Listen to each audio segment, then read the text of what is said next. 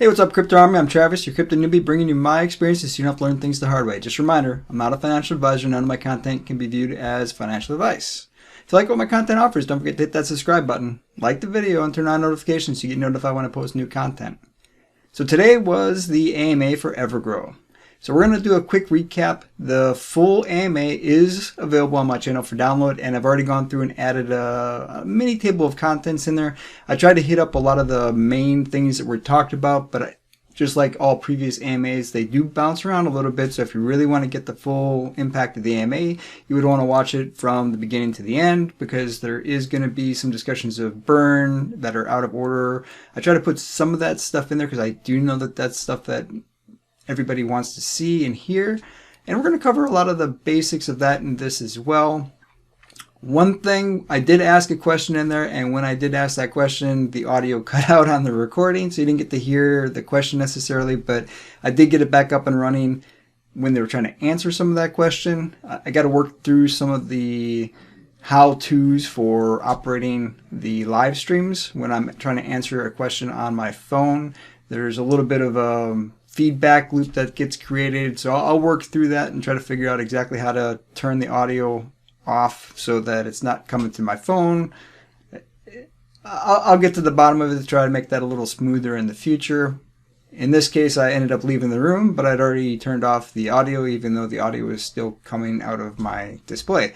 So it was just an interesting dynamic that I couldn't quite figure out on the spot. So I apologize, but that's about a 2-minute period in there. And the question that I asked was really about the website. I had mentioned about the website, so I just wanted to kind of clarify what I was looking for. And I think that Sam definitely understands where I'm coming from, because somebody else asked questions very similar to that. So I think that it became very clear that there's a lot of people out there that are trying to invest in this project that just don't know how, or they have questions that they're not going to be able to get answered because they don't know how to get to the Discord. They never use Discord, or they're not really familiar with Twitter. And I'm one of those people. Prior to setting up YouTube channels, and really before, even when getting into crypto, I'd never used Discord. And I was definitely not a Twitter fan. For me, it was a big learning curve, especially for setting up this channel. I'd used Discord a little bit. I like to participate in a couple of communities and try to answer questions when I had the answers to them. But I never really gone on stage or asked questions. I just kind of typed my questions into the chat box and hopefully they got asked, kind of deal. So I'm one of those people. I'm not a huge tech person. I do my best with these content creations for YouTube to try to give you a high quality product, but that's why I'm focused on newbies, because there's a lot of people like me, and probably like some of you all that watch my channel, that just don't know how to make all this stuff work. And I am more than willing to try to help answer those questions. So if you drop those comments, I will try to put content together that answers it. That's what the Crypto Newbie is for, is to try to give you as much information as I can to help you succeed. But yeah, I apologize for those 2 minutes. The other part of the question was about the possibility of dropping some of the tax or the fee that we get. So 14% is kind of high if you're trying to gift EverGrow to somebody. I'm sure, like me, there's probably people out there that would like to give EverGrow Coin to a family member or their kids. Start setting up those retirement funds early when they're still in diapers, kind of deal. 14% is a little steep, so you buy it at 14%, you sell it at 14%, or you buy it at 14% and you transfer it at 14%. That's kind of rough. Now, if you're setting it up for your kids, that's easy. You just create a new wallet and buy it in their account. But if your kids are adults, it's a little more challenging, especially if they're not necessarily sold on the project. They have wallets. They may not want to use another one. So it would be nice to be able to buy it as the parent and send it to their wallet without incurring a 14% transaction fee for the transfer. So that's the gist of the question that I was trying to articulate.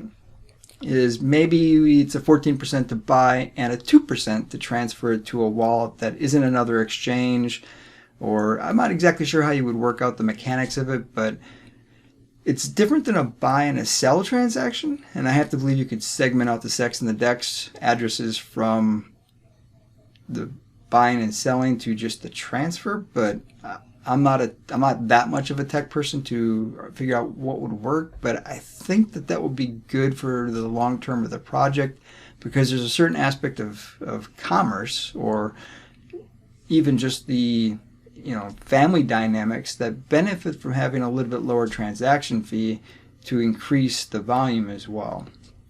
And even if it's just a 2% transaction fee, right now nobody's transferring it, or I would assume that not a lot of people are transferring it with a 14% fee for the transfer. At least that's the way I was trying to go with the question. It wasn't entirely clear because I was fumbling with the phone and the computer and trying not to have that feedback loop, so it was a little discombobulated.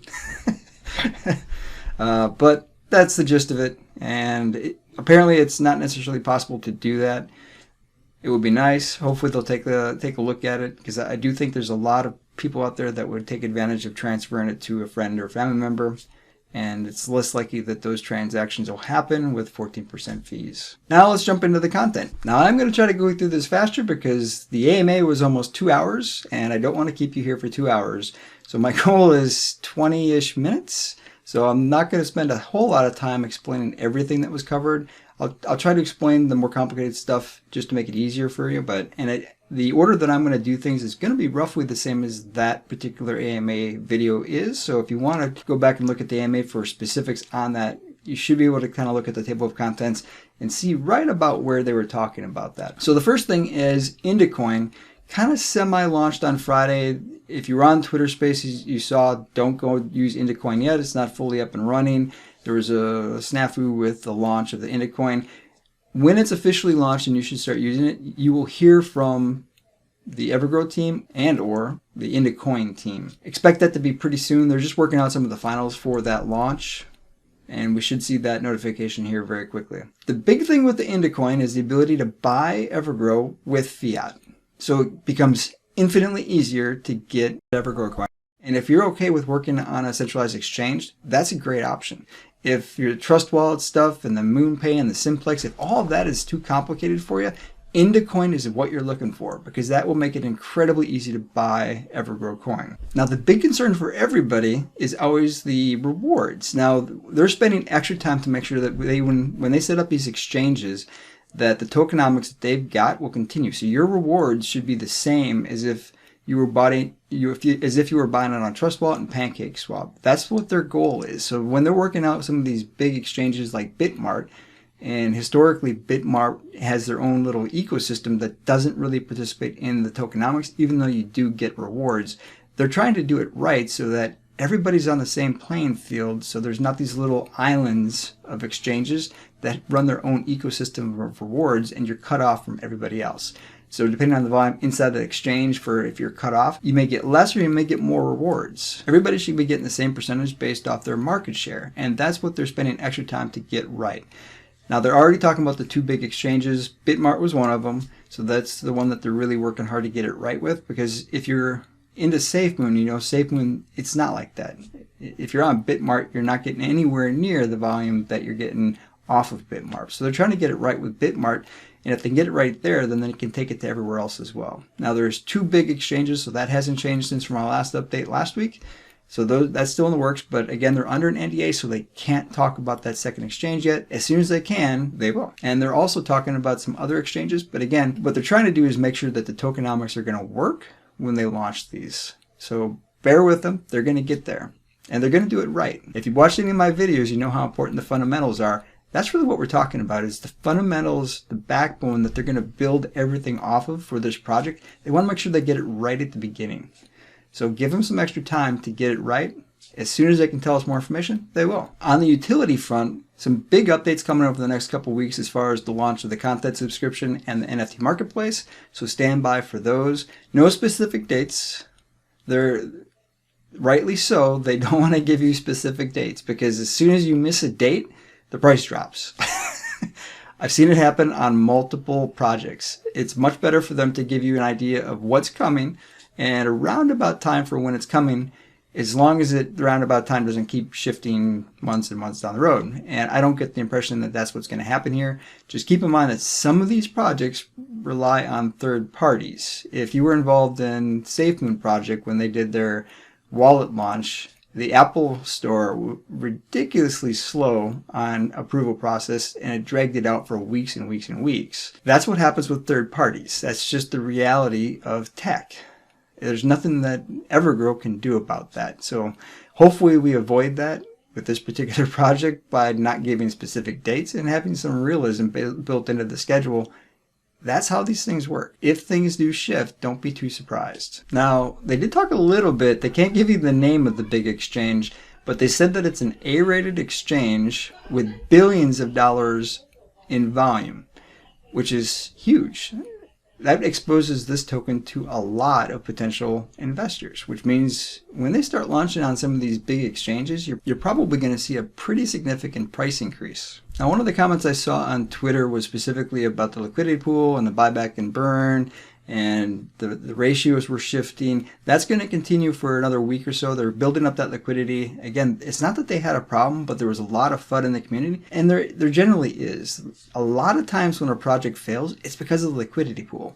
So they want to make sure that there's no continuing FUD, even though that's really hard to avoid. FUD is continuous, and it seems like there's people getting paid to pass FUD around. But they're really trying to kill the FUD by making sure that there's absolutely nothing that could go wrong with the liquidity pool. They've got plenty of liquidity in there, that the project is essentially safe, that there's nothing that could potentially tank the project based off of liquidity issues. They've already got the security audits to show that there's not a security issue. If they also take care of the liquidity pool, there really isn't anything to worry about for this project other than the unknown.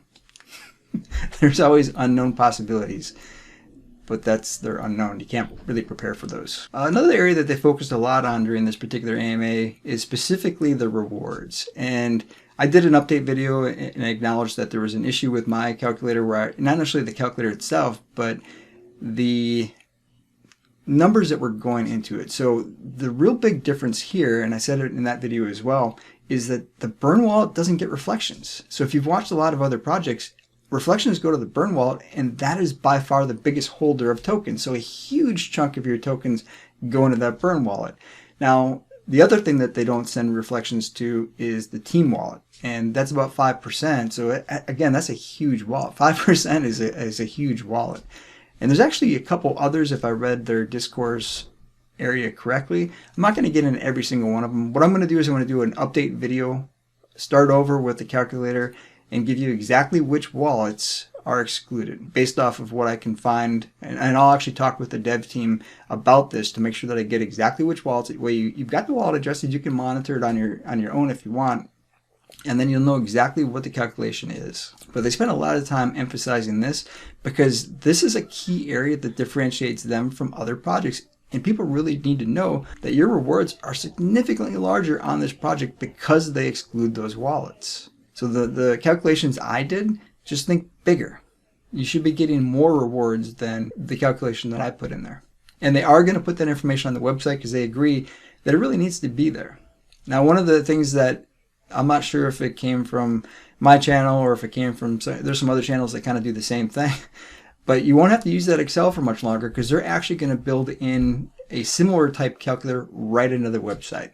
So those of you that have been asking, hey, where do you get that Excel calculator? Can you share it? By the way, it's on my banner. So if you really want that Excel calculator, it's on my banner. You can download it there. In the meantime, they're going to build it into the website so you won't need that anymore. It sounds like they're going to put in there the ability to see how long is it going to take based off of your rewards to actually pay off the investment that you put in there, which are all great features and things that I have on the Excel as well. I didn't cover that in the video. That was an addition after the video, but that is in there as well. Now, they said that 434 trillion qualify for rewards. So when you look at that equation for total supply, that's the number that you would use in there is 434 trillion. Everything else has either been burned or has been excluded. Again, I'll do a video specifically readdressing this. That way you can see exactly what I'm talking about. One of the things that they specifically covered, because there's, again, on Twitter, there's a whole bunch of stuff about, well, the white paper says this is what they're doing for the percentages, but the website says something different. So it's a project that's only been a few months old and they're already changing everything around. How do we know that they're not going to do the same thing to the fees, increasing them, or changing the rewards, lessening them? So what they said is that they're never going to increase the fees beyond what they currently are, and they're never going to decrease the rewards. So 8% is your reward, and that's final. Hopefully there's no questions on that. That's coming from the team. And if you watch the AMA, you'll quickly realize this team is genuine. One of the things you look for in leadership is being genuine. You want genuine leadership. And that's what I get when I watch them. I get the sense that they're very genuine, that they genuinely want this project to do well and they want you to succeed if you're a holder in the project. That's hard to categorize, that's hard to quantify, but that's my gut instinct, is that they genuinely want to have this project succeed. But watch the AMA and make your own assessment. That's mine. I've watched a couple now, and that's where I'm left, is this team genuinely wants this project to succeed, and their reputations are on the line. But even if they weren't, I feel like this entire team, to include the Discord team, really just want this thing to succeed. Now, it's pretty clear that a lot of this community holds Safemoon. One of the questions that was asked was, have they applied for the Safemoon swap and the exchange? And the answer was yes. I'm also a Safemoon holder, and I'm always going to tell you, full disclosure, which ones I'm invested in, and Safemoon is one that I'm invested in, as is this project here. But as was most of the projects that I cover on this channel, I generally tell you when I'm a holder in it, or I bought this one on live here during the content creation for it. So it's clear I own this one. But if you're a Safemoon holder out there, let me know in the comments. I'm curious how many people that subscribe to the channel are Safemoon holders. And here's one way to look at these, and I'm going to cover this in a different video about investment strategies. One investment strategy is to have multiple streams of revenue coming in and different forms of passive income that you can go to sleep and still make money. So Safemoon is one of those streams for me. That's the way I look at it, is hopefully that one will eventually take off and it would be a form of passive income down the road. I see this one as the same way. I don't intend to ever sell EverGrow. It's going to turn into passive income, and I'm going to hold on to it and hopefully drink Mai Tais on the beach someplace until I'm really old. It's one of my potential income streams, along with Saitama. I'm a big fan of Saitama. I've been talking about that on the channel as well. And there's a couple others that I've covered recently that I think are great opportunities for that passive income stream as well. But I don't want to get too far off topic because this video will go longer than it needs to. The team talked about some of the roadmap down the road. So staking, gaming, they're really looking at a broad use case. And I've talked about that during the fundamental analysis. That's one of the things that I look for, is having a broad use case. Now, there's not a lot of details out there, but if you can get in NFTs, and potentially they want to compete with OnlyFans, which means you're going to have some adult content on here as well, but that'll be separated from their other stuff, so age restricted in that category. And I think I mentioned this in my NFT videos. There's a lot of content in the age-restricted grouping, and that's inevitable. That's coming, and it's going to come across most marketplaces because there's a lot of revenue in that. So it only makes sense to expand into the entire NFT market. Now, no specifics on what that's going to look like or how everything's going to work, but they're going to try to do it in a responsible way. One of the questions that came up was, hey, are you looking at doing a consolidation, or are you doing a blockchain in the future? It's too early to talk about a consolidation. Now, I left it on the rewards calculator just because it's a good tool. I didn't want to have to recreate it and put it on a separate document. So it applies, that rewards thing works for pretty much every project. As long as you understand the fundamentals of the project, that rewards tracker will work for any project that's out there. And consolidation applies specifically to Safemoon right now. But Safemoon is not the first project to do a token consolidation. It's actually fairly common, especially on these projects that have a lot of tokens. So keep that in the back pocket in case they talk about it. But right now they're burning tokens at a pretty phenomenal rate. It may not be necessary to do a token consolidation in this particular case. Now, when I did the review, it was too early to say, what's their burn rate. But they're going through tokens pretty quick, depending on what happens once the price starts going up, because at that point the burn rate generally goes down because price is higher. But we'll have to kind of monitor and see. They're aware of the possibility of doing token consolidations. That's just not something that's on the menu of options they're looking at right now. They're really focused on getting on getting the utility, the fundamentals in place, and expanding the growth into other exchanges. So let's let them focus on that. Eventually we'll talk token consolidation, but don't worry about token consolidation and don't worry about price. There's a lot of fixation on price when we start looking at these because that's what you're used to with stocks. Whenever you buy a stock, your goal is to get that price as high as possible. Don't worry about that right now. For this type of a project, what you really want to worry about is volume. We want to get the volume there.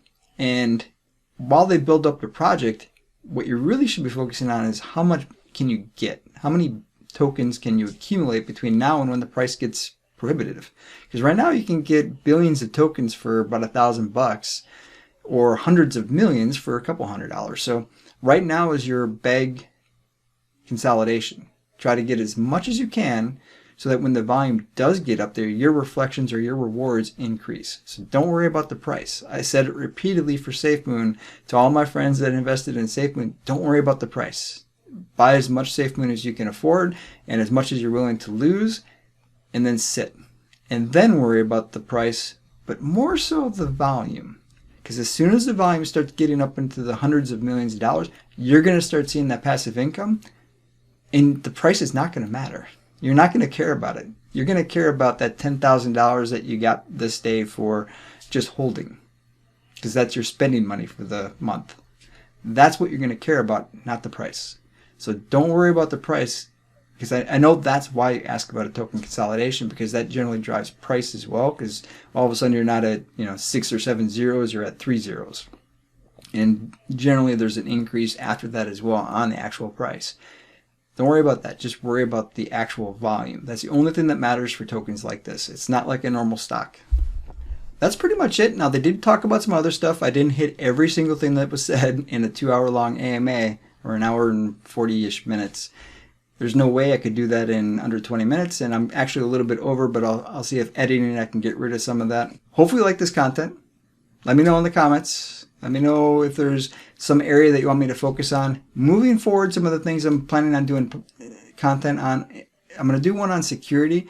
When I was listening to the Discord after AMA discussion, there was a lot of discussion of security, and it occurred to me that for my Crypto 101 series, I didn't cover security, and that's probably essential for a newbie to understand what not to do. What is a dusting attack? How does that work, and what do I have to worry about? I talked about my Phantom Wallet experience where all my money vanished. I tend to think that one is just an issue with the wallet, because that's the only thing that makes any kind of sense. But there's some other things you got to be aware of on how not to lose all your money, because I would hate for you to check your wallet in the morning and realize that it's all gone, because that does happen. So you have to be careful about how you interact with websites, links, other people, what information you give. So I'm going to talk about security in an upcoming video. And then there was a subscriber that asked about a specific token. It's an exciting token. It's Troller, and I've got the website up now for that. This is a very interesting project, and I mentioned it in a previous video. Doing a fundamental analysis takes quite a bit of time. It's not an easy process to do that, to make sure that I do due diligence to the project and try to get as much as I can correct for you to start with. This has actually got quite a bit going on, so it's going to take me a little bit longer than my normal review process for a lot of tokens. I'm going to work on this over the next couple days, but I might not have any content tomorrow while I work on this particular video, and then also start putting the security video together. And then I've also got a day job, and I'm kind of busy right now at work as well. So if I don't publish any content tomorrow, that's what I'm working on. Is this one's got a lot going on, and that's actually why I'm showing it now, so you can go do some research on it. It's a fairly new project. It's got some solid fundamentals. It doesn't have a security audit from what I found, but it does have a docs team. It's worth looking at while you wait for a fundamental analysis. You've seen enough of my fundamental analysis at this point where you could probably do your own on this. And if you find it interesting, maybe you invest in it. I'm not sure. I haven't done my entire analysis on it yet. I haven't bought it. I generally do my fundamental analysis before I put any money down, but I'm intrigued.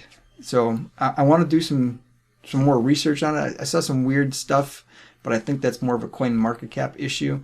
So I just want to do a little bit more research on this particular project before I'm ready to cover it, and there's no way I'm going to get it done tomorrow. So I suspect Tuesday I'll have this one out, and then Wednesday or Thursday I'll have the security one out. and any other updates on cryptos that pop up between now and then as well. If you found this content helpful, don't forget to hit that subscribe button, like the video, and turn on notifications. It really does help the channel grow and get the content to other people that might like it. Until next time, stay strong with those diamond hands. Crypto Newbie here to tell you how you can get $2,340 in free stocks. All the links I use in this video are in the description. Sign up for Webull and get 2 free stocks valued up to $2,300. Your first stock is free automatically. Deposit any amount and you get your second stock. Deposit 1 penny and you get your second stock. Total value could be up to $2,300. Generally $5 per stock is what you get. Next we have block fee. Get $10 in Bitcoin just for signing up. Read the fine print. I've got a rewards account. You'll get $40 in Bitcoin, as will I. So you know exactly what I'm going to get and what you're going to get. You do need to deposit $100 to get your $40 in Bitcoin. That's the overview how to get $2,340 just by signing up for accounts.